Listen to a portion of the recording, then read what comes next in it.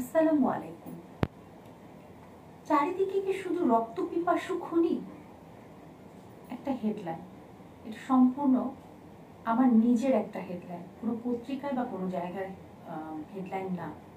আজকে আমি এই হেডলাইনটা দিয়ে শুরু করছি কারণ গত 1 মাস ধরে প্রতিদিন দেখতে পাচ্ছি চারিদিকে খুন, দুর্বৃত্তদের হামলা, মানুষের উপরে কোপানো, জখম করা, গুলিবিদ্ধ। কি হচ্ছে চারিদিকে? এখন যদি বলি যে 5 তারিখের আগে আমাদের সাথে যা হয়েছে, খুন, চারিদিকে গুলি বর্ষণ, ফ্যাসিস্ট সরকার আমাদের সাথে যা যা করেছে, যে ভয়ঙ্কর একটা সমস্যার মধ্য দিয়ে আমরা গিয়েছি। ইভেন 5 তারিখে 5ই আগস্টেও গুলি করে হত্যা করে তাদেরকে পুলিশ ভ্যানে উঠিয়ে পুড়িয়ে দেওয়া হয়েছে। এই যে ব্যাপারগুলো আমরা সিনেমার মতো দেখে দেখে অভ্যস্ত হয়ে গিয়েছিলাম, 5 তারিখের পরে আমরা ভেবেছিলাম যে এটা আস্তে আস্তে ঠিক হয়ে যাবে। কিন্তু আমি অত্যন্ত দুঃখের সাথে বলছি, আমাদের বাংলাদেশের মানুষের মধ্যে কি এই রক্তপিপাসু ব্যাপারটা ভিতরে অনেক সুপ্তভাবে রয়ে গেছে? তারা কি শুধু মানুষের সাথে সামান্য জেরাজেরি, সামান্য পদ নিয়ে জেরাজেরি, সামান্য জমি জমা নিয়ে যে কোনো বিষয়ে মানুষ খুন করে ফেলছে, পিটিয়ে হত্যা করছে, এবং বেশিরভাগ সময় দেখা যাচ্ছে যে পুলিশ দূরে দাঁড়িয়ে দেখছে, কিছু কিছু করার নেই, মানুষজন দেখছে কিন্তু কিছু বলছে না। এই যে ব্যাপারগুলো, আইন শৃঙ্খলা পরিস্থিতি কোনো রকম কোনো উন্নতি হচ্ছে না, আজকে 1 মাসের বেশি হচ্ছে। তো এই জায়গাটাতে আমি একটু বর্তমান অন্তর্বর্তীকালীন সরকারের সমালোচনা করতে চাই। তার আগে আমি কয়েকটা হেডলাইন বলতে চাই। বগুড়ায় আধিপত্য নিয়ে স্বেচ্ছাসেবক দলের নেতাসহ 2 জন নিহত। পুলিশের হাতে আটক অবস্থায় সালমান হোসেন নেদুকে মিজানের অনুসারী ও দলীয় কর্মীরা পিটিয়ে হত্যা করে।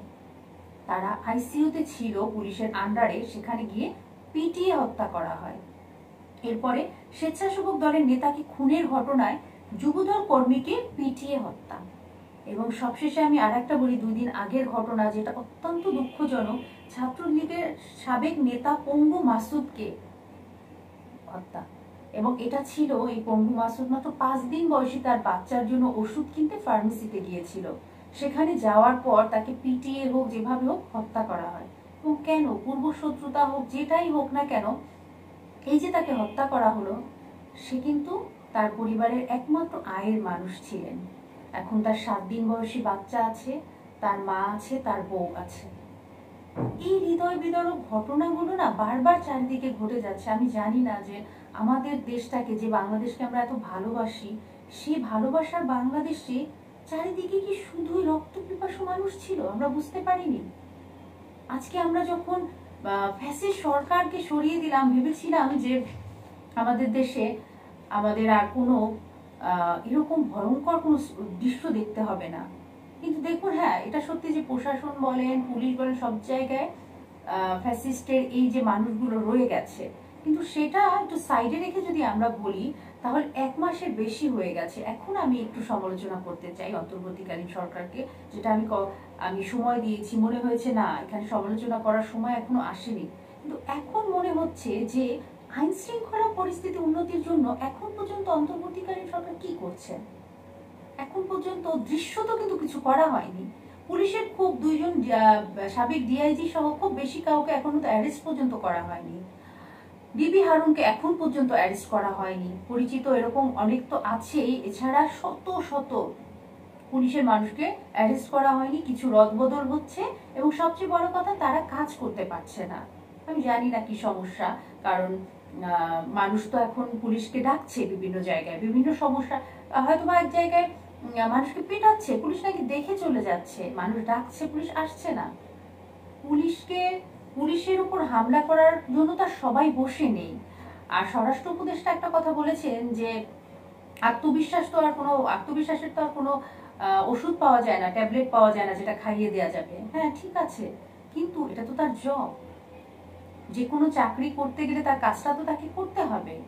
পুলিশের ভেতরে বা আমাদের সরকারি যে কোনো জায়গার ভেতরে কিন্তু বেতনটার বাইরে অনেক টাকা ইনকামের যে পথটা ছিল, কিংবা ঘুষ, দুর্নীতি, এগুলো ছাড়া কি তাদের ভেতর কাজ করার স্পৃহাটা আসে না?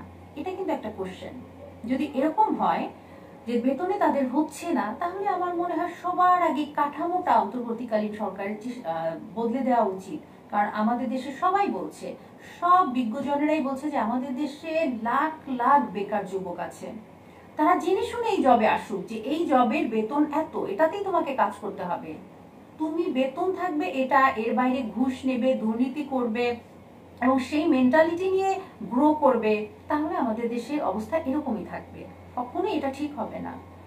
এখন আসুক, খুব দ্রুত একটা ব্যবস্থা নেওয়া উচিত। স্বরাষ্ট্র উপদেষ্টা বলেন, প্রধান উপদেষ্টার, যে পুলিশের বাহিনী কাজ করতে পারছে না, দ্রুত কিছু নিয়োগ দিয়ে যারা কাজ করতে চাচ্ছে না তাদেরকে বের করে দেওয়া দরকার।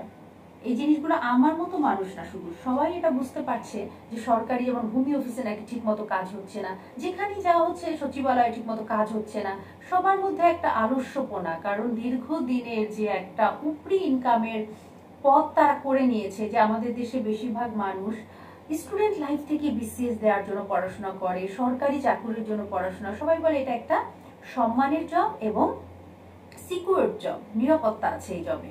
শুধু এই দুইটা কারণেই যদি তারা জব করতে চাইতো, তাহলে প্রাইভেট জবে এই দুইটা জিনিস নেই, কিন্তু বেতন অনেক কম, কিন্তু মানুষ তো করছে, সবাই সবার দায়িত্ব পালন করছে। কিন্তু সরকারি জবে আসার সাথে সাথেই মানুষের মধ্যে এক ধরনের গড়িমসি চলে আসে, যে না, আমরা উপরিক ছাড়া ঠিকমতো কাজ করব না। তো এরকম মানসিকতা যাতে রুট থেকেই বন্ধ করে দেওয়া হয়, এটার জন্য অন্তর্বর্তীকালীন সরকার আমার মনে হয় একদম সবচেয়ে ভালো একটা অবস্থানে আছে। তারা খুব দ্রুত যদি ব্যবস্থা না নেয়, যে শুধুমাত্র সেই সব যুবকরাই আমাদের এইসব জবে আসো, যারা এই বেতন কাঠামো, আমাদের জব সিকিউরিটি এবং সুবিধাগুলো জেনে কাজে আসবেন, এটা নিয়ে কাজ করার খুব তাড়াতাড়ি একটা মানে ব্যবস্থা নেওয়া দরকার। সেটা যেভাবেই বলুক না কেন, যে মাত্র 1 মাস হয়েছে, 2 মাস হয়েছে, ব্যাপার সেটা না, দৃশ্যত তারা কি করছে এটার জন্য সেটা এখন সবাই দেখতে চায়। হ্যাঁ, ছোটখাটো প্রবলেম অনেক জায়গায় হবে, কিন্তু না, তারা প্রতিদিনই কোনো না কোনো কাজ করছে এটা থেকে উত্তরণের জন্য, এটা আমরা দেখতে চাই।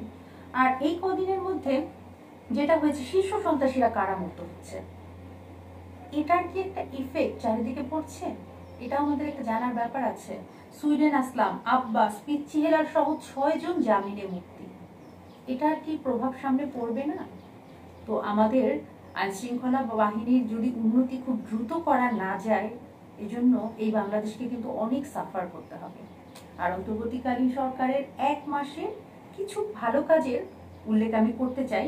আন্দোলনকারীদের বিক্ষোভ বিরুদ্ধে যে মামলাগুলো ছিল, সাইবার সিকিউরিটি থেকে শুরু করে প্রচুর মামলা ছিল, সেগুলো সব প্রত্যাহার করা হয়েছে। জাতিসংঘের সাহায্যে জুলাই হত্যাকাণ্ডের বিচারের জন্য ট্রাইব্যুনাল গঠন করা হয়েছে। গুম বিরোধী আন্তর্জাতিক সনদে স্বাক্ষর করা হয়েছে। হতাহতদের পরিবারের দেখাশোনা করার জন্য একটা ফাউন্ডেশন গঠন করার কথা হচ্ছে। আর আমি রাজ্যে 57 জন সাজাপ্রাপ্ত আসামি মুক্তি পেয়েছে। তো এগুলো ছিল যেমন ভালো কাজ, একদম দেখার মতো, আমরা দেখি ভালো লাগছে এরকম কাজ, তেমনি আমরা আইন শৃঙ্খলা বাহিনীর উন্নতির জন্য একটা খুব দ্রুত কোনো অ্যাকশন দেখতে চাই প্রধান উপদেষ্টার কাছ থেকে। আর তা না হলে ভবিষ্যৎ কিন্তু এই যে ঘটনাগুলো ঘটছে সব কিছুর জন্য ডক্টর মোহাম্মদ ইউনূস আপনাকেই দোষী সাব্যস্ত করবেন।